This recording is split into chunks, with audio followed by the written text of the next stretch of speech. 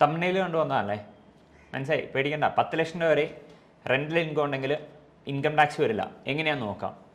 നമ്മുടെ house property ഇൻകത്തിൻ്റെ calculation നമ്മൾ പഠിപ്പിച്ച് ഓർക്കുന്നുണ്ടല്ലോ. റെൻ്റൽ ഇൻകം എടുക്കുക, റെൻ്റൽ ഇൻകത്തിൽ നിന്ന് നമ്മൾ മുനിസിപ്പൽ ടാക്സ് അടച്ചിട്ടുണ്ടെങ്കിൽ അത് കുറയ്ക്കും. അതിനുശേഷം കിട്ടുന്ന എമൗണ്ടിനെ നമ്മൾ എന്തെന്ന് വിളിക്കും? നെറ്റ് ആനുവൽ വാല്യൂ എന്ന് പറയും. നെറ്റ് ആനുവൽ വാല്യൂന്ന് 24 എന്ന് പറയുന്ന ഇൻകം ടാക്സിലെ സെക്ഷൻ അനുസരിച്ച് 2 ഡിഡക്ഷൻ പോസിബിൾ ആണ്. 24A അനുസരിച്ച് നെറ്റ് ആനുവൽ വാല്യൂയുടെ 30% നമുക്ക് ഡിഡക്ഷൻ കിട്ടും.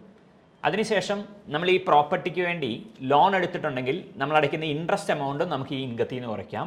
ബാക്കിയുള്ള എമൗണ്ട് ആയിരിക്കും നമ്മുടെ ടാക്സബിൾ ഇൻകം എന്ന് പറയുന്നത്. അപ്പോൾ 10 ലക്ഷം രൂപ റെൻ്റൽ ഇൻകം കിട്ടുന്ന ആൾ എന്ത് ചെയ്യണം?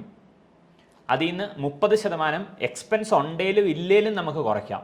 നമുക്കറിയാം, ഒരു ബിൽഡിംഗ് മെയിൻറ്റെയിൻ ചെയ്യാൻ വേണ്ടി repair work, renovation work, painting work, security charges, പക്ഷേ ഇതൊന്നും ക്ലെയിം ചെയ്യത്തില്ല. ഈ പറയുന്ന എക്സ്പെൻഡിച്ചർ അതിന് മേളിലാണെങ്കിൽ പോലും ഒന്നും എടുക്കത്തില്ല. ഈവൻ ഒരു എക്സ്പെൻഡിച്ചർ ഇല്ലേ പോലും 30% ഡിഡക്ഷൻ എടുക്കാം. അപ്പം 10 ലക്ഷം രൂപ വാടക വരുമാനം കിട്ടിയാൽ 3 ലക്ഷം രൂപ ഡിഡക്ഷനായിട്ട് കുറച്ച് കഴിയുമ്പോൾ 7 ലക്ഷം രൂപ ആയിരിക്കും ടാക്സബിൾ ഇൻകം. ഇൻട്രസ്റ്റ് ഇല്ലെന്ന് കൂട്ടിക്കോ. ഇനി എന്ത് ചെയ്യണം? അടുത്ത സ്റ്റെപ്പിന് ഇത് നമ്മൾ കമ്പ്യൂട്ടേഷനിലേക്ക് എടുക്കണം. എങ്ങനെയാണ് നമ്മൾ ഇൻകം കമ്പ്യൂട്ടേഷൻ ചെയ്യുന്നത്? പുതിയ സ്കീമിൽ കമ്പ്യൂട്ട് ചെയ്യാം. അപ്പോൾ പുതിയ സ്കീമിൽ കമ്പ്യൂട്ട് ചെയ്യുമ്പം ബേസിക് ലിമിറ്റ് 3 ലക്ഷം രൂപ ആയിരിക്കും. 3 ലക്ഷം വരെ ടാക്സ് ഇല്ല. 3 ലക്ഷം തൊട്ട് 6 ലക്ഷം വരെയുള്ള ഇൻകത്തിന് 5% ടാക്സ്. അപ്പോൾ I3 15 15,000 രൂപ വരും. ബാക്കി 6 ലക്ഷം തൊട്ട് 7 ലക്ഷം വരെയുള്ള ഇൻകത്തിന് എത്ര ശതമാനം ടാക്സ്? 10% ടാക്സ്. അപ്പോൾ എത്ര വരും? 10,000 രൂപ വരും. അപ്പോൾ 15,000 പ്ലസ് 10,000 കൂടി ആഡ് ചെയ്യുമ്പോൾ എത്ര വരും? 25,000 രൂപ വരും. 87A എന്ന് പറയുന്ന ഒരു സെക്ഷൻ ആപ്ലിക്കബിൾ ആണ്. അപ്പം ന്യൂ സ്കീം അനുസരിച്ച് 87Aയിൽ ഒരാളുടെ ഇൻകം 7 ലക്ഷമോ അതിൽ താഴെയോ ആണെങ്കിൽ 25,000 രൂപ ടാക്സിൽ നിന്ന് കുറവ് കിട്ടും. അതിനെ റിബേറ്റ് എന്ന് വിളിക്കും. അപ്പോൾ നമ്മുടെ ടാക്സ് ലയബിലിറ്റി എത്ര വരും? 25,000 നിന്ന് 25,000 രൂപ റിബേറ്റ് കുറഞ്ഞു കഴിഞ്ഞാൽ ടാക്സ് ലയബിലിറ്റി 0 ആയിരിക്കും.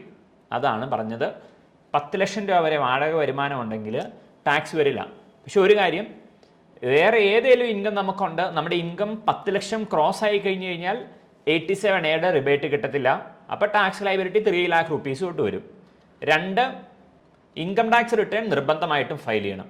കാരണം നമുക്ക് ടാക്സ് ലയബിലിറ്റി ഇല്ലെങ്കിലും ഇൻകം ടാക്സ് റിട്ടേൺ ഫയൽ ചെയ്യണം. എപ്പോഴാണ്? നമ്മുടെ ഇൻകം ബേസിക് ലിമിറ്റ് എക്സീഡ് ചെയ്യുന്നുണ്ട്. അപ്പോൾ ഈ സിറ്റുവേഷനിൽ ബേസിക് ലിമിറ്റ് എന്ന് പറഞ്ഞാൽ എത്രയാണ്?